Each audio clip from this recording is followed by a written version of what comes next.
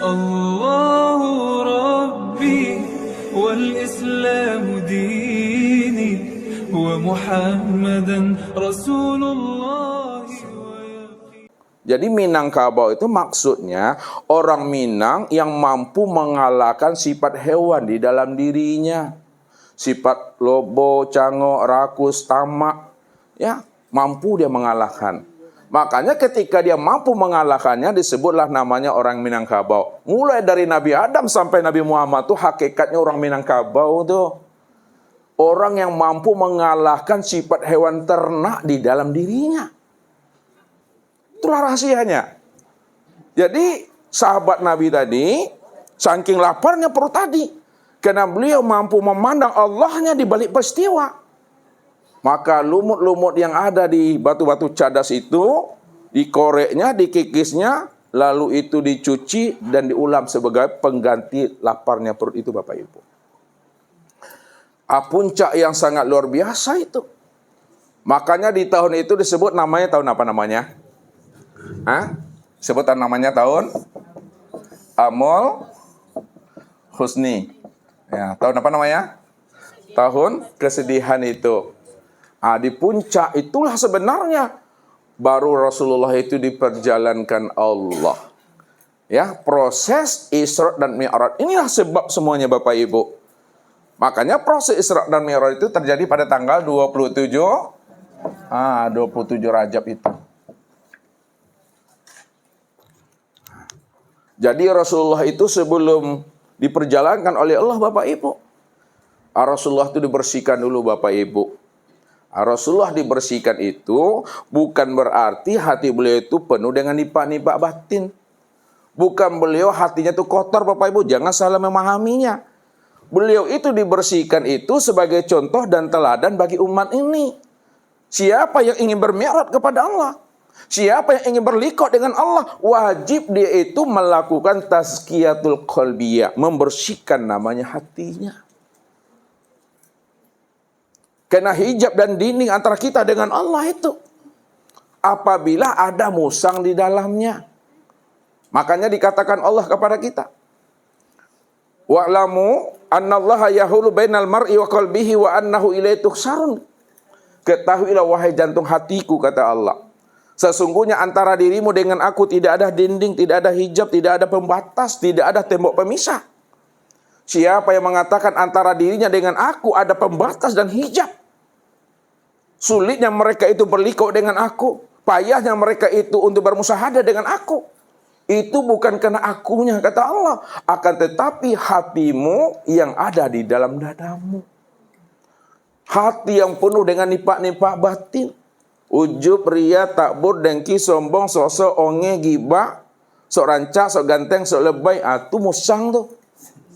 Itu hijab sebenarnya Bapak Ibu, itu yang mesti dikeluarkan, yang mesti dicabut dari dalam hati kita ini. Proses inilah yang menjadi contoh dan teladan bagi kita ini. Siapa yang ingin berliqah dengan Tuhan, makanya Rasulullah itu dibersihkan kolbunya lebih dahulu.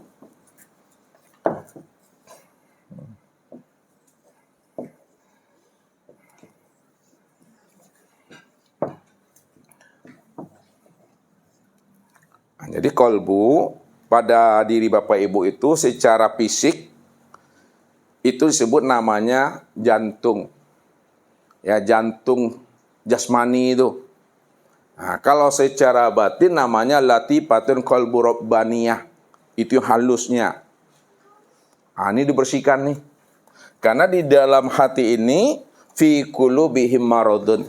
Di dalam hatimu itu ada penyakit. Yang ini namanya penyakitnya sini adalah hawa. Hawa. Ini di ujung jantung ini namanya hati lubban, namanya Bapak Ibu, lubban.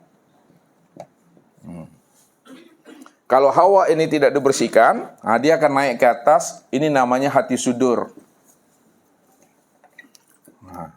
Di dalam sudur itulah muncul namanya nafsu. Hawa, nafsu. Jadi hawa itu artinya pengaruh yang tak baik, pengaruh yang tak elok. Kalau dia dibiarkan, tidak dibersihkan, maka naik di sini nafsu. keinginan yang tidak bisa dibendung lagi. Dari nafsu ini nggak bersihkan sampai dia ke kulub. Ini kulub yang sebelah sini. Maka akan muncul namanya hubud dunia atau CD, cinta dunia. Ya. Jadi kata Rasulullah, apabila manusia ini diberi dua petak ladang, yang mana kedua petak ladang itu isinya emas, pasti dia akan mencari ladang yang ketiga yang juga isinya emas. Sehingga manusia itu benar-benar hatta zurtumul maqabir. Sehingga dia mati saja lagi, ya, udah disumpal mulutnya dengan tanah, barulah situ tengango Bapak Ibu. Barulah dizahirkan Allah wa husila ma fis sudur. Allah akan zahirkan apa yang ada di dalam dadanya itu. Nah, kalaulah di dalam dadanya sebelum dia mati dia memiliki sifat harimau, sifat monyet, maka sifat harimau dan monyet itulah yang akan zahir pada dirinya itu. Bukan manusia mati jadi harimau, bukan harimau mati jadi manusia. Bukan seperti itu. Sisi gelap daripada manusia itu. Makanya ada manusia yang mati itu dinampakkan Tuhan, kepala itu bercabang Bapak Ibu. Satu kepalanya harimau, satu kepalanya babi. Ada yang nampak anjing dengan babi. Nah, ini hati-hati. Kenapa? Karena mereka itu sudah dikuasai oleh namanya sifat-sifat yang tak baik di dalam dadanya itu. Nah, nih CD itu. Ndak juga sadar, ndak juga dibersihkan, naik dia ke dalam fuad. Nah, ini hati fuad. Barulah muncul di dalamnya itu sifat iblis Bapak Ibu, iblis. Ndak juga dibersihkan, turun lagi ke tengah ini namanya sagofa atau bahjatul kulub. Di sinilah letaknya setan itu, sifat setan tuh.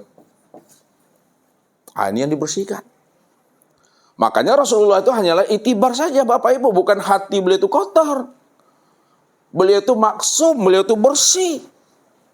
Cuma menjadi pelajaran bagi kita, siapa yang ingin bermi'raj mesti bersihkan hatinya. Makanya Rasulullah contoh dan teladannya. Berapa kali Rasulullah itu dibersihkan hatinya oleh Allah? Yang pertama umur berapa? Ya, usia 4 tahun. Yang kedua 10 tahun. Yang ketiga 15 tahun. Yang keempat 40 tahun. Yang terakhir 51 tahun. Dibersihkan nih. 51 tahun itu sebelum beliau akan melaksanakan Isra dan Mi'raj itu. Itu 51 tahun tuh Bapak Ibu. Dibersihkanlah hati beliau.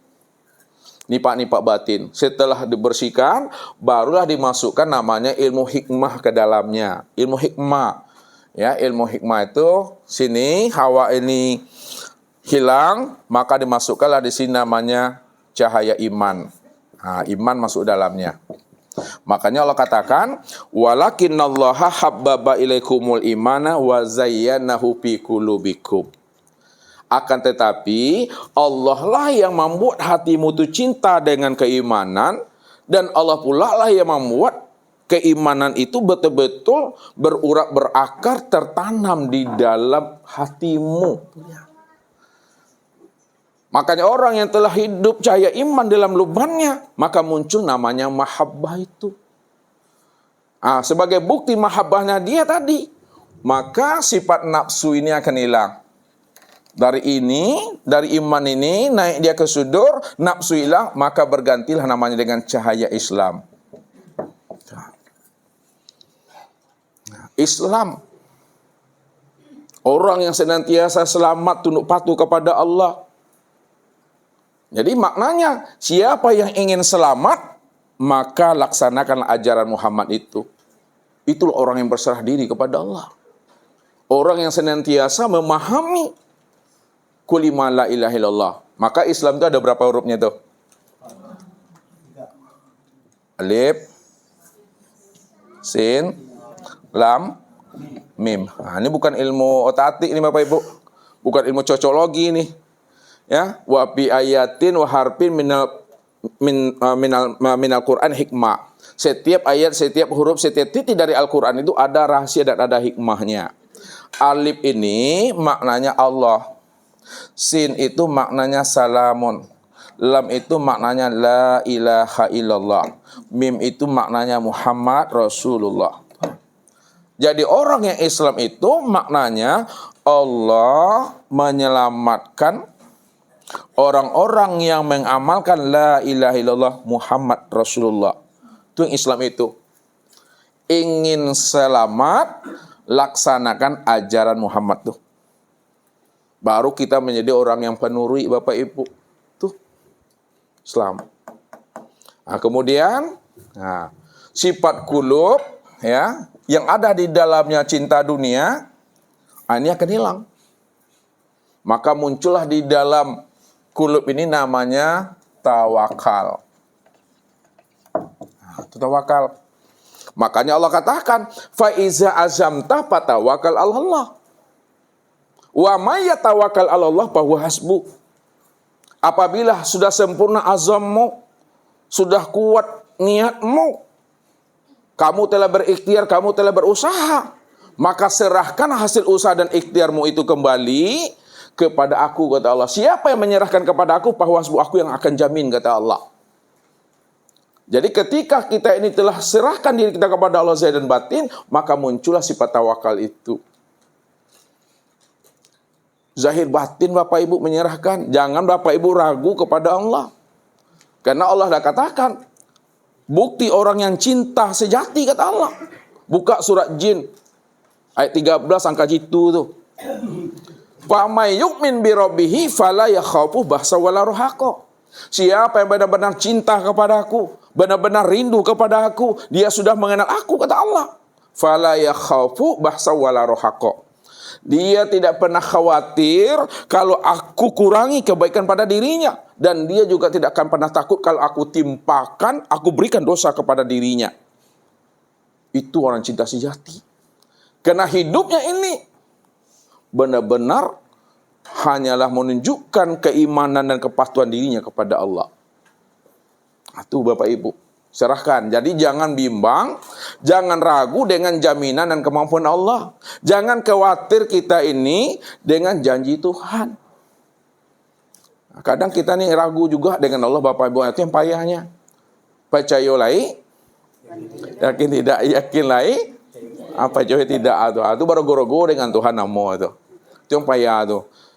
Ya, kita dalam berdoa menyerahkan diri kepada Allah. Tapi di balik doa itu kita patui-patui Tuhan di situ. Lihat tahu di patui-patui, di jangka-jangka galang-galang Tuhan tuh. Aku serahkan hidupku ya Allah, diriku kepadamu zahir dan batin ya Allah. Tapi maunya aku seperti ini ya Allah. Itulah ngatur Tuhan tuh. Banyak orang berdoa gitu, katanya dia berserah diri kepada Allah. Rupanya dia memaksa Tuhan di situ. Kalau Allah dipaksa Bapak Ibu, siapa yang jadi Tuhan leh? Siapa yang jadi hamba leh? Apakah Allah tuh mengikuti maunya Bapak Ibu, seleranya Bapak Ibu, atau Bapak Ibu mengikuti maunya Allah? Kalau Allah yang mengikuti seleranya Bapak Ibu, maka Allah tuh menjadi budak nafsu kita tuh. Tapi kalau kita yang mengikuti maunya Allah, baru kita benar-benar menjadi budaknya Allah. Hati-hati kita memahami ini. Ya, doa kita dikabulkan Allah, doa kita didengarkan Allah. Itu bukan karena Allah mau mengikuti maunya Bapak Ibu tuh. Ya. Kadang kan kita gitu tuh. Kalau doa kita diijabah Allah, nampak senyum presiden itu. Wajahnya glowing tuh dah. Kenapa? Keinginan hati dikabulkan Allah. Apa yang menjadi hajat dan maunya itu dikabulkan Allah.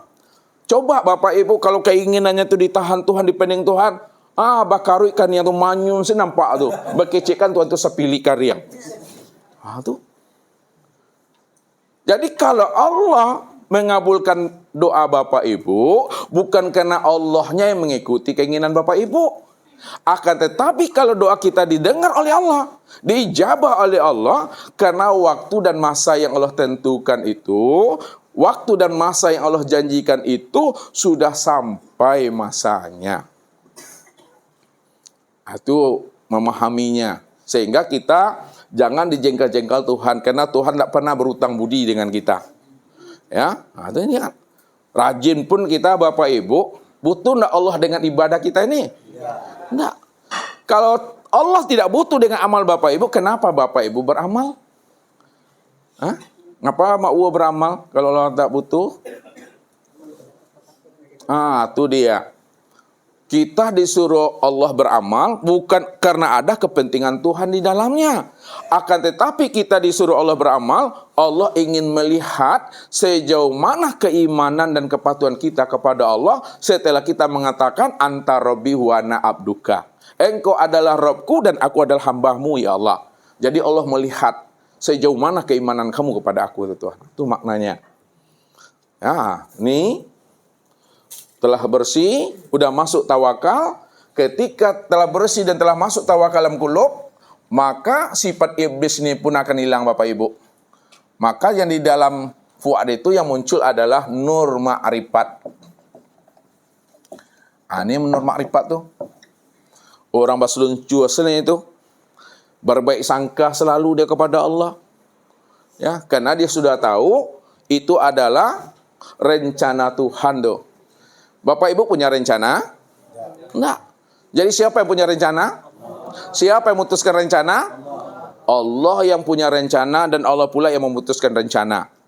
Terbalik kalau kita memahaminya secara syariat. Kalau secara syariat kita punya keputusan. Itu rencana di tangan awak, keputusan di tangan Allah. Itu syariat, itu cara membacanya. Kalau di hakikat, rencana di tangan Allah, keputusan juga di tangan Allah tuh. Ini memahaminya makrifat itu mengalir dia. Kalau sudah makrifat, barulah hilanglah sifat setan di dalam dada ini, di bajul qulub, maka muncullah namanya nur. Itu dia. Inilah orang yang dalam limpahan nur itu Bapak Ibu. Ya, orang yang sudah bersama Allah itu dah. Ini yang terjadi pada diri Rasulullah. Ya. Setelah dimasukkan namanya iman, Islam, tawakal, ya, ma'rifat dan nur, barulah Rasulullah itu dipersiapkan kendaraannya. Baru akan melakukan namanya Isra. Nih. Isra itu artinya perjalanan malam. Maksud perjalanan malam itu Bapak Ibu, Rasulullah itu berjalan dari kegelapan hati manusia itu untuk menemui Allahnya, untuk mendapatkan nur, minazulumati ilan nur, dari gelap kepada cahaya. Tuh. Dipersiapkan nama kendaraannya apa? Barkun. Burak. Barkun ini apa artinya? Barkun itu artinya kilat. Maksudnya kendaraan Nabi menemui Allah itu adalah kendaraan yang secepat kilat Bapak Ibu. Ya. Disinilah digambarkan ya oleh seorang pelukis yang ternama. Ya. Dia menggambarkan burak itu seperti kuda seberani. Kuda secara syariat nih Bapak Ibu. Secara syariat kuda seberani itu kayak apa tuh? Kuda putih. Kuda putih yang bersayap. Ya. Kemudian ekornya kayak burung merah, kepalanya manusia. Itu sebenarnya menceritakan dan menggambarkan gambaran daripada kecepatan kendaraannya itu. Ya. Kalau sekarang bukan kuda seberani, es kuda. Bukan, ini gambar yang menceritakan kecepatannya. Kalau dulu kan onta. Kalau Rasulullah itu kuda seberani dan bersayap juga. Ada di balik itu rahasianya nih Bapak Ibu. Kita buka nanti. Secara makna torikat, kuda seberani itu maksudnya adalah cahaya. Itu maksudnya cahaya. Makanya dikatakan kendaraan Nabi itu seperti cahaya laju 300.000 km per detik. Nih, 300.000 km per detik cahaya. Nih. Secara makna hakikat, ini hakikat lagi. Burak itu bukan kuda seberani, bukan cahaya, tapi di atas cahaya apa namanya? Nur. Dia. Makanya dikatakan Allah, waruhu ilaihi fi yaumin kana miqdaru khamsina alfasana, bahwa kecepatan nur itu 50.000 tahun per detik cahaya. Itu nur. Maksud daripada nur itu Bapak Ibu secara makrifat, lihat. Nah, secara makrifat itu adalah ilmu Bapak Ibu. Ya, ilmu yang tertinggi itu adalah ilmu makrifat. Nah, jadi orang yang ingin sampai kepada Allah, buraknya itu adalah nur. Nur itu adalah ilmu makrifat. Ilmu makrifat lah yang bisa menemui Tuhan pada maqam Sidratul Muntaha ini. Nah, ya.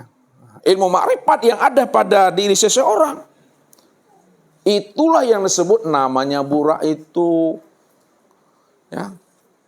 Ilmu makrifat yang ada pada diri Bapak Ibu, itu yang disebut namanya burak, yang sudah nyata pada insan. Ini yang burak itu yang sebenarnya. Orang yang sudah berilmu, orang yang sudah bermakrifat. Makanya di dalam hadis itu dijelaskan, burak itu kalau dia mendaki, ya, dia, memanjat dia, pendek kakinya. Kalau dia menurun, panjang kakinya. Maknanya, kalau dia naik, nih pendeknya, ini yang sholat nih ha. Kalau dia sujud, menurun, memanjang, itu yang buraknya. Siapa yang mengendarainya? Siapa yang menjalankan burak? Itu adalah Muhammad. Mana Muhammad pada di Bapak Ibu? Itu adalah nurnya. Nur itu pada di Bapak Ibu, itu yang Muhammad. Nyata pada ruh. Ruh yang sudah meliputi sekalian batang tubuh dan memenuhi sekalian rongga-rongga. Itu yang Nur Muhammad tuh. Ini yang buraknya. Kalau tidak ada Nur Muhammad Bapak Ibu, tidak ada ruh, mana bisa burak itu berjalan? Ya. Tidak bisa burak itu berjalan, tidak bisa burak itu melangkah. Itu nur itu Bapak Ibu. Ruh itu dalam diri Bapak Ibu. Itu yang katakan Muhammad itu. Makanya orang yang berilmu ma'rifat, dialah yang sampai pada makom Tuhan itu. Itu yang burak pada dirinya, itu ilmu ma'rifat. Nah, udah persiapkan burak tadi, barulah Rasulullah berjalan dia. Nah, jadi mulailah Rasulullah itu dari Makkah. Nah, dari Makkah tidak langsung ke Aqsa Bapak Ibu. Kan minal Masjidil Haram ilal Masjidil Aqsa. Nah, sebelum ke Aqsa, Rasulullah itu berjalan dari Masjidil Haram Makkah ini, Masjidil Haram, maka Rasulullah itu mampir di mana? Di Thaibah. Nah, Thaibah itu nama dahulunya Yasrib. Nah, kemudian Yasrib itu berganti namanya dengan Thaibah. Sekarang Thaibah itu berganti nama dengan Madinatul Munawwarah. Itu di Rasulullah. Ya, kemudian dari Madinah, Thaibah ini terus berjalan lagi sama Jibril sampai Rasulullah itu di Madian. Nah.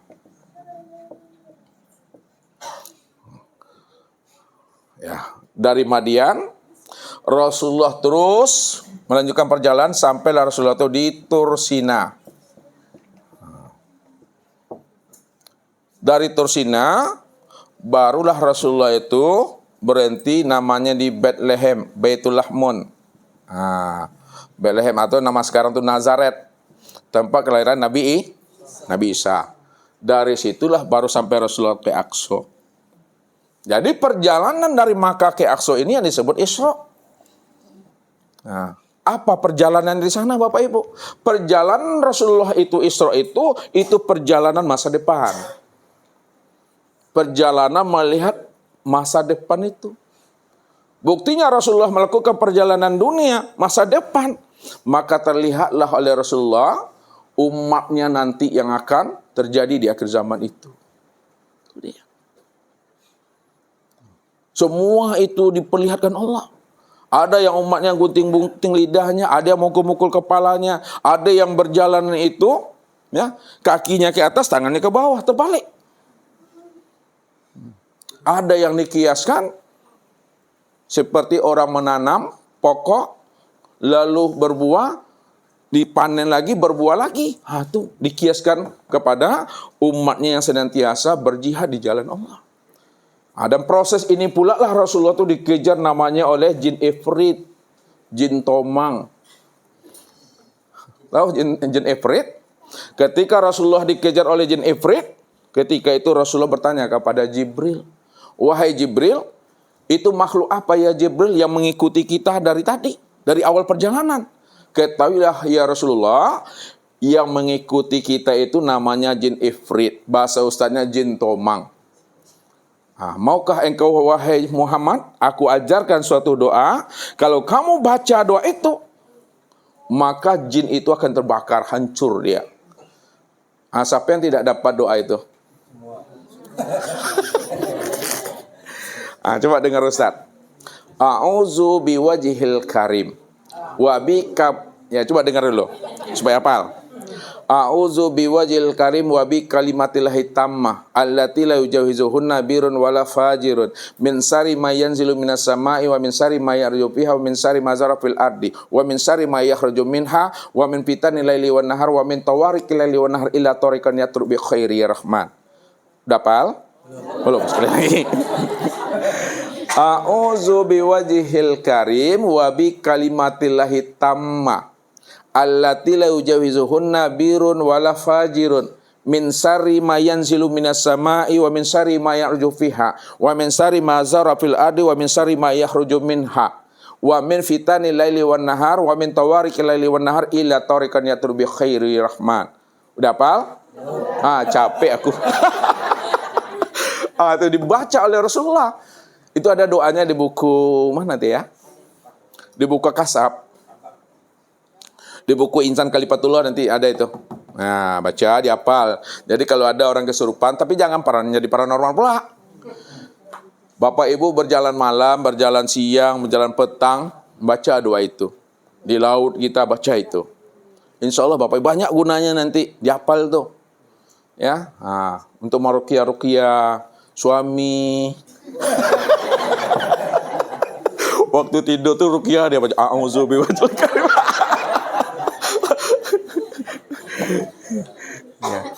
Ya. Itu Bapak Ibu ya. Dihafal itu. Itu terbakarlah jin tadi. Rasulullah terus melanjutkan perjalanan. Sampailah Rasulullah di Aqsa ini. Rasulullah sholat ya. Rasulullah itu sebagai imamnya sholat itu. Padahal Rasulullah itu mengambil perintah sholat, kalau udah sholat pula di sini. Di sini sholat 2 rakaat, sini 2 rakaat, sini 2 rakaat, sini 2 rakaat. Sholat pula lagi di sini mengimami para nabi dan para rasul itu. Dalam bahasa syariat, sholat yang diperbuat nabi itu namanya sholat musafir secara bahasa fikihnya. Sholat apa namanya? Musafir itu sholat safar. Sholat safar bagi orang yang musafir, sholat sunat. Secara ilmu fikih, ya, tapi sholatnya itu bukanlah seperti ya sholatnya para nabi dan para rasul sebelumnya. Apa yang dilakukan nabi itu sama persis seperti sholat yang akan diambilnya nanti itu. Itu kesempurnaan sholatnya itu. Sampai Rasulullah di Aqsa baru naik. Naik inilah yang disebut namanya Mi'raj Bapak Ibu. Mi'raj. Mi'raj itu menaiki tangga langit. Mana yang langit itu yang sebenarnya? Kita lihat secara zahir. Ini langit satu, ya, langit. Sampai langit 7. Yang ada Bapak Ibu, itu cuma planet-planet. Jadi secara syariat, ingat, Nabi itu melakukan proses Isra Mi'raj bukan melakukan perjalanan luar angkasa, apalagi luar negeri. Nabi itu bukan melakukan perjalanan luar angkasa, Bapak Ibu, tapi Nabi itu melakukan perjalanan ruang dan waktu, menembus ruang dan waktu, bukan pergi ke angkasa. Kalau kita lihat secara zahir di langit yang pertama ini nampak planet Mars. Mars, Minors, Jupiter, Saturnus, Uranus, Neptunus, Pluto. Yang ada planet. Kalau dipahami Nabi itu secara makna syariat, Nabi keluar angkasa, tentu Nabi itu ke planet ini perginya Mars, Minor, Jupiter, Saturnus, Uranus, Neptunus, Pluto. Bukan. Nabi itu menembus ruang dan waktu. Nah, jadi yang langit itu sebenarnya di balik planet inilah sebenarnya. Ini yang fisiknya, yang langit itu metafisik. Yang metafisik itu yang langit. Naik ke atas. Makanya apa Bapak Ibu? Di langit yang pertama ini jumpalah beliau itu dengan ruhaniah Nabi Adam. Sini. Langit yang kedua jumpa dengan ruhani Nabi Isa dan Yahya. Langit ketiga jumpa dengan Yusuf. Keempat Idris. 5 Harun. 6 Musa. Terakhir 7 Ibrahim. Beliau berjumpa dengan ruhannya para nabi dan para rasul pada langit 1, 2, 3, 4, 5, 6, dan 7. Tapi sekali lagi Ustaz bilang kan, langit itu bukan planet ini, itu metafisik yang tak nampak. Itu perjalanan ruhani itu. Ya, perjalanan ruhani. Sampailah Rasulullah itu di Sidratul Muntaha. Sidratul Muntaha ini yang disebut namanya batas alam. Maksud batas alam itu Bapak Ibu, batas alam antara alam kodim dengan alam baharu. Itu dia. Alam kodim dengan alam baharu, batasnya itu disebut namanya Sidratul Muntaha. Di Sidratul Muntaha inilah malaikat Jibril itu hanya sanggup menghantarkan Rasulullah itu sampai di batas itu. Lalu apa kata Jibril kepada Rasulullah? Kata Muhammad, ya Muhammad, aku hanya mampu menghantarkan dirimu sampai di Sidratul Muntaha ini. Ya, kalau aku naik ke atas, maka aku akan terbakar. Makna terbakar itu lebur dia, karena Jibril itu adalah nur. Dia akan masuk ke alam nur, akan hancur lebur dia di situ, fana dirinya. Maka engkau lah Muhammad yang mampu melakukan perjalanan menemui Tuhan. Ini cerita syariat baru nih. Makanya Rasulullah itu berjumpa Jibril secara asli itu di sini. Walaqad ra'ahu nazlatan ukhra indah Sidratil Muntaha. Di Sidratul Muntaha inilah Rasulullah itu melihat wajah Jibril secara asli itu. Di sini lihatnya. Ketika itu, kata Allah, isya'sa sidrata maya'sa. Ketika itu Sidratul Muntaha itu ditutupi oleh awan. Namun jaraknya Rasulullah dengan Jibril itu sejauh 2 busur anak panah. Ya, Qobah Kausaini. Ya, Qobah Kausaini au adna, atau lebih dekat lagi perjalanannya. Kemudian Jibril tinggal di sini sebagai seorang mursyid. Tinggal beliau di sini. Lalu Rasulullah naik ke atas. Naik ke atas Bapak Ibu. Langit keberapa tuh? Langit yang ke-8 tuh. Sampailah Rasulullah itu namanya di Baitul Ma'mur.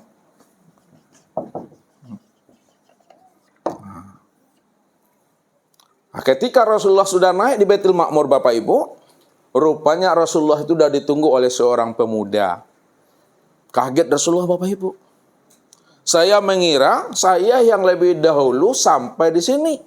Rupanya sebelum saya sudah ada seseorang yang menunggu kedatangan aku di sini. Siapa sebenarnya pemuda ini? Apakah beliau ini ada malaikat atau beliau itu adalah manusia sama seperti saya? Ini dalam hati baru. Lalu barulah Rasulullah bertanya, wahai anak muda, siapa engkau sebenarnya? Apakah engkau manusia atau malaikat? Apa kata beliau? Ana basarun mislukum yuha ilayya. Saya Muhammad manusia biasa sama seperti kamu. Aku juga mendapat namanya hidayah dan petunjuk. Saya ini bukan malaikat, saya manusia biasa.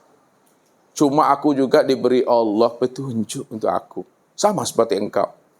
Lalu apa amalanmu, hai anak muda, yang membuat kamu bisa sampai ke makam Baitul Ma'mur? Saya menyangka Saya yang lebih dahulu sampai di sini. Rupanya engkau sudah lebih dahulu menunggu aku di sana.